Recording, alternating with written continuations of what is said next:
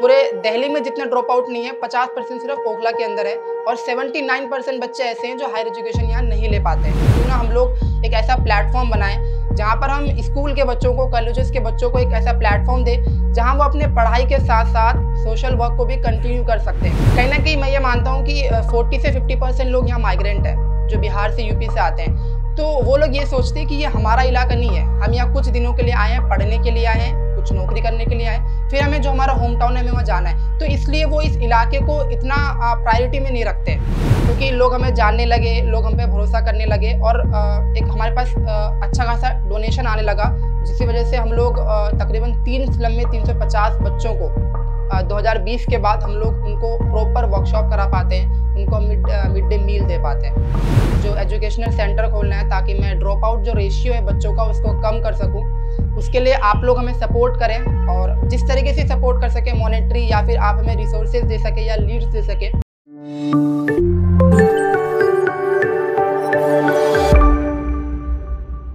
मेरा नाम आसिफ मंसूरी है और मैंने जामिया से स्कूलिंग की है। अभी मैं जामिया से ही बीबीए कर रहा हूँ, ग्रेजुएशन कर रहा हूँ। और हमारा जो संगठन है उसका नाम है feed the needy 50 youth organisation, जिसमें हमारे जितने भी वॉलेंटियर्स हैं या जितने भी हमारे कोर मेंबर्स हैं वो सब कॉलेज स्टूडेंट्स हैं। और हमारा जो ऑर्गेनाइजेशन है इसका मेन मोटिव ही यही है कि हम लोग जितनी भी यूथ हैं उनको अपने साथ जोड़ रहे हैं ताकि उनके अंदर हम सोशल रिस्पॉन्सिबिलिटी को जगा पाएँ। इसके अलावा ड्यू से, जामिया हमदर्द से और काफ़ी ऐसे यूनिवर्सिटीज़ हैं जहाँ के जिनके भी जितने भी क्लब्स हैं उनके साथ हमने कोलैबोरेशन कर रखा है और उनके साथ हम स्लम्स के बच्चों के लिए वर्कशॉप रेगुलेट करते हैं, जिसको हम लोग वर्कशॉप बेस्ड लर्निंग कहते हैं। और बेसिकली हमारा मोटिव ये है कि हम स्लम्स के बच्चों को स्कूल के अंदर उनका एडमिशन करा सकें, क्योंकि हम दिल्ली के अंदर ज़्यादातर ये देखते हैं कि जितने भी स्लम्स के अंदर फैमिलीज़ आते हैं वो सब माइग्रेंट्स होते हैं और उनको इतना नॉलेज नहीं होता कि वो अपना प्रॉपर डॉक्यूमेंटेशन कर सके और प्रॉपर अपने बच्चों का स्कूल में एडमिशन करा सके। तो हमारा एक काम ये रहता है कि हम लोग स्लम्स के बच्चों को हम लोग अवेयर करते हैं, उनके पेरेंट्स को अवेयर करते हैं, उनके साथ वर्कशॉप करते हैं और उनका एक टाइम के बाद उनका हम स्कूलों में, गवर्नमेंट स्कूलों में उनका एडमिशन कराते हैं। नेक्स्ट हमारा म्यूचुअल बेनिफिट पे काम रहता है कि हम अलग अलग कॉलेजेस में, अलग अलग क्लब्स में जा कर के जितने भी यूथ हैं उनको अपने साथ जोड़ते हैं और उनको एक टास्क देते हैं जिससे उनको उनके अंदर सोशल एंटरप्रेन्योरशिप और सोशल रिस्पॉन्सिबिलिटी की अवेयरनेस आती है।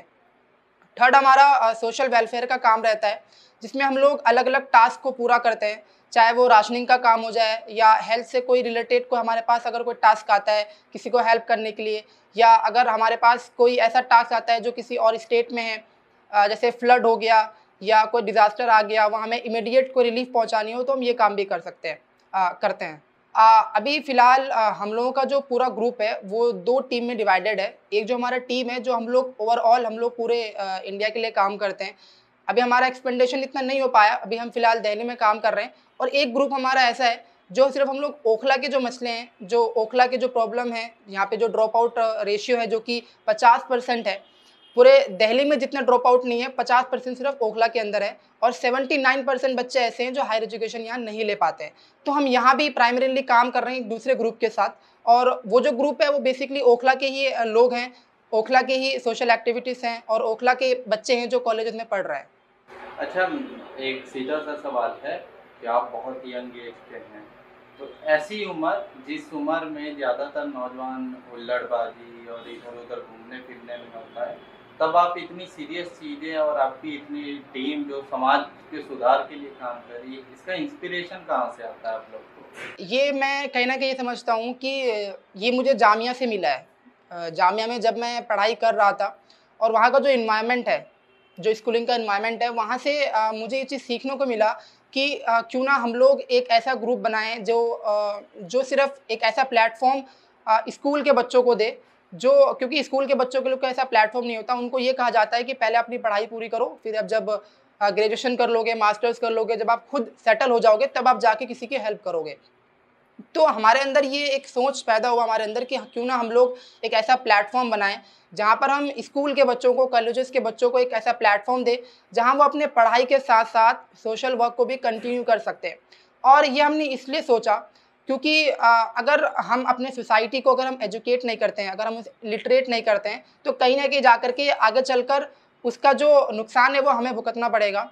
क्योंकि अगर कोई एक बच्चा, स्लम का बच्चा अगर इलिटरेट रह जाता है तो वो क्राइम में इंडल्ज होगा और आगे चल के वो आपके घर में ही चोरी करने आएगा या लूटने आएगा, तो परेशानी आपको ही होगी। तो क्यों ना हम जो बच्चे हैं, जो हमारी सोसाइटी है, हम उनको अपने साथ साथ उनकी अपब्रिंगिंग करें। क्योंकि आप भी जामिया नगर में रहते हो, मैं भी जामिया नगर में रहता हूँ, ओखला के लिए कुछ खास ख्वाब है तुम्हारे कि मेरा ओखला जो आज गंदगी का पर्यायवाची बन चुका है, ये ऐसा होना चाहिए?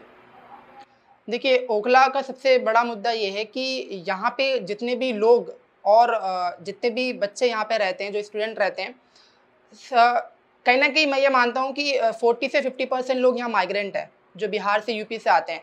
तो वो लोग ये सोचते हैं कि ये हमारा इलाका नहीं है, हम यहाँ कुछ दिनों के लिए आए हैं, पढ़ने के लिए आए हैं, कुछ नौकरी करने के लिए आए हैं, फिर हमें जो हमारा होम टाउन है, हमें वहाँ जाना है। तो इसलिए वो इस इलाके को इतना प्रायोरिटी में नहीं रखते, ये मेरा मानना है। तो मेरा जो एक सपना है यहाँ पर एक एजुकेशन सेंटर, जो मैंने आपको पहले बताया कि जो ड्रॉप आउट रेशियो यहाँ पर 50% है, तो उसके लिए मेरा एक सपना है कि हम लोग यहाँ पे एक एजुकेशन सेंटर खोलना चाहते हैं, जिसके लिए हमारे अभी अलग-अलग जो लोग हैं ओखला के अंदर, उनसे हमारी बातचीत चल रही है कि हमें वो इतने रिसोर्सेज प्रोवाइड करें, जिसकी वजह से हम लोग यहाँ पे एक सेंटर खोल सकें, जहाँ पे हम स्किल डेवलपमेंट के कोर्सेज़ ओखला के जो बेसिकली जो ओखला के ड्रॉप आउट स्टूडेंट्स हैं, उनको हम करा सकें। क्योंकि ओखला के अंदर आपको कहीं भी एक ऐसा एजुकेशन सेंटर नहीं मिलेगा, जहाँ वो स्किल कोर्सेज़ के साथ-साथ उनको प्लेसमेंट भी दे, उनको कहीं जॉब भी दिलाए। तो हमारी कोशिश रहेगी कि हम उन्हें कुछ स्किल डेवलपमेंट के कोर्सेज़ सिखाएँ, उसके बाद हम उन्हें कहीं न कहीं जॉब भी दिलाएँ। आपको नहीं लगता कि जिस ओखला और जामिया नगर को अपने पढ़ने लिखने के लिए मशहूर होना चाहिए, वो आज खाने पीने के लिए मशहूर है? आप कबाब वगैरह यही सब चीज़ों के लिए मशहूर है। ढंग की यहाँ पर एक किताब की दुकान ढूँढने की कोशिश करोगे, नहीं मिलेगी। एक बढ़िया लाइब्रेरी ढूँढने की कोशिश करोगे, नहीं मिलेगी। तो इसका रीज़न क्या समझते हो? देखिए, इस बात का तो पहले आप ये समझ लीजिए कि ओखला के 1 किलोमीटर पे एक, समझ लीजिए पूरी दुनिया का एक यूनिवर्सिटी है, जो कि इस बार 7वीं रैंक पे आया है। तो आप ये समझ लीजिए कि इतना बड़ा यूनिवर्सिटी होने के बावजूद ये इतना बड़ा इलाका अभी भी इलिटरेट है। इसका रीज़न मैं ये मानता हूँ कि यहाँ के ज़िम्मेदार जो लोग हैं, वो इस चीज़ को प्रायोरिटी पे नहीं रखते हैं। इस चीज़ के बारे में कभी उन्होंने गौर ही नहीं किया, वो यहाँ पे खाने में मस्त हैं। और एक मुस्लिम डोमिनेंट जो हमारी कौम है, वो अभी बहुत इमोशनल हो गई है, वो जज़्बातों में भी खोई पड़ी है। तो इसलिए मैं ये मानता हूँ कि यहाँ पे मुस्लिम डोमिनेंट इलाका है और वो लोग खाने-पीने चीज़ों पे ज़्यादा ध्यान दे रहे हैं, ना कि अपने बच्चों को एजुकेटेड करें। और एक चीज़ ये है कि यहाँ पे जितने भी लोग हैं, उनका पहले से एक वेल एस्टेब्लिश्ड बिज़नेस है। चाहे वो, क्योंकि यहाँ पे जितने भी लोग हैं सारे वेस्टर्न यूपी से आते हैं और सबसे ज़्यादा कास्टिज़्म जो है मुसलमानों में, वो वेस्टर्न यूपी में है और इनका कास्टिज़्म के हिसाब से इनका अपना-अपना एक बिज़नेस सेटअप है। तो वो लोग 10th के बाद ड्रॉप आउट हो जाते हैं और उसी बिज़नेस में लग जाते हैं, जो कि वो एक अनप्रोडक्टिव काम हो या उससे सिर्फ़ पैसा आ रहा है बट उसको सीखने को कुछ नहीं मिल रहा है। तो ये एक रीज़न हो सकता है यहाँ का। अच्छा। इसके अलावा एक तो मेन चीज़ मुझे लगती है कि कहा जाता है कि ओखला जामिया नगर जो इलाका है, पढ़े लिखों का इलाका है, सो कॉल्ड कहा जाता है ऐसा, यही अवधारणा है। और यंगस्टर्स हैं, बहुत बड़ी गिनती 30 साल से कम उम्र की है, जो कॉर्पोरेट में काम करते हैं, इस तरीके के लोगों की है। इसके बावजूद मुझे लगता है कहीं न कहीं कि यहाँ की प्रॉब्लम्स एज़ इट हैं, उसका रीज़न क्या हो सकता है? देखिए, यहाँ जितने भी प्रॉब्लम्स हैं उसका एक ही रीज़न है, मैंने आपको बताया, जो जो मेरा मानना है कि यहाँ पे ज़्यादातर लोग जो हैं वो एजुकेशन को प्रायोरिटी पे नहीं रखते हैं। बाकी एक मुस्लिम डोमिनेंट एरिया है, जो ये सोचते हैं कि अपने बच्चों को हम उन्हीं कामों में लगाएँगे जिन कामों में वो पहले से लगे हुए हैं। तो ये एक रीज़न हो सकता है कि, और यहाँ पे जितने भी लोग अगर कॉर्पोरेट में कोई काम कर रहा है या अगर कोई किसी अच्छे कंपनी में काम कर रहा है, तो वो लोग एज़ अ माइग्रेंट हैं। यहाँ पे वो लोग वेल एस्टेब्लिश नहीं है, वो लोग क्या करेंगे कि 2-3 साल यहाँ काम किया, फिर यहाँ से उठ के कहीं और चले गए। तो वो इस एरिया को एज़ अ इमोशनली अपने दिल से नहीं जोड़ते हैं, इसलिए यहाँ पे इतना डेवलपमेंट हमें नहीं देखने को मिलता है। दूसरा, एक पॉलिटिकल सीनरी हो सकता है कि यहाँ के जो पॉलिटिकल लीडर्स हैं, वो लोग सही से काम नहीं कर रहे हैं, या वो लोग जब वोट माँगने का जब टाइम आता है, तो तब वो लोग काम करते हैं, फिर जब उनको वोट मिल जाता है, फिर जब वो जीत जाते हैं, तो फिर उन कामों को छोड़ देते हैं। अभी आप हरिकोठी का जो रोड है वो देख लीजिए आप, वहाँ पे प्लांटेशन करा गया था, बट आपने प्लांटेशन कर दिया, उसके बाद आपका एक काम रहता है कि आप उसको मैनेज करो। डिसमैनेजमेंट की वजह से जितने भी प्लांट्स थे जो कि रोड साइड पे लगाए गए थे, वो सब अभी डेड हो गए हैं। और जो लाइट वगैरह थे, उसका भी कोई एक प्रॉपर मैनेजमेंट नहीं आया। उसके 1-2 महीने बाद सारी लाइटें गिर गई, फिर उसको दोबारा लगाया जा रहा है, फिर गिर रही हैं। तो एक पॉलिटिकल सीनरी भी हो सकता है कि जो हमारे पॉलिटिकल लीडर्स हैं, जिनको हमने चुन के, जिनको हमने ये समझ के यहाँ काम करने के लिए भेजा कि हमारे लिए काम करेंगे, वो काम नहीं कर रहे हैं। अच्छा, क्योंकि मैंने भी काम किया एनजीओ संगठन में, संगठन चलाना खास तौर पर गैर सरकारी संगठन जिसे एनजीओ बोला जाता है, आसान बात नहीं होती है। आपकी उम्र कम है, आपके साथियों की भी एज कम है, इतनी कम उम्र में इतने संगठन को चलाना, उसको मैनेज करना, इसमें कहीं ना कहीं आपको पैसे तो लगते होंगे, मैन पावर लगती होगी। ये दोनों चीज़ों में जो समाज से आपको रिस्पांस कैसा मिलता है या क्या है आपका? देखिए, 2020 में हम लोग को ओखला रत्न अवार्ड मिला था। उससे पहले हमारी विजिबिलिटी बहुत कम थी, हमारे पास रिसोर्सेज भी बहुत कम है। लेकिन 2020 के बाद जब हमें ओखला रत्न अवार्ड मिला, हमारे साथ शाहिद भाई हैं, एडवोकेट अता खान भाई हैं, जब वो हमारे साथ जुड़े तो हमारी विजिबिलिटी ज़्यादा बढ़ी और उसकी वजह से हमें लोग जानने लगे और उसके बाद हमारी जो ग्रोथ है वो 10x हो गई थी, क्योंकि लोग हमें जानने लगे, लोग हम पे भरोसा करने लगे और एक हमारे पास अच्छा खासा डोनेशन आने लगा, जिसकी वजह से हम लोग तकरीबन 3 स्लम में 350 बच्चों को 2020 के बाद हम लोग उनको प्रॉपर वर्कशॉप करा पाते हैं, उनको मिड डे मील दे पाते हैं।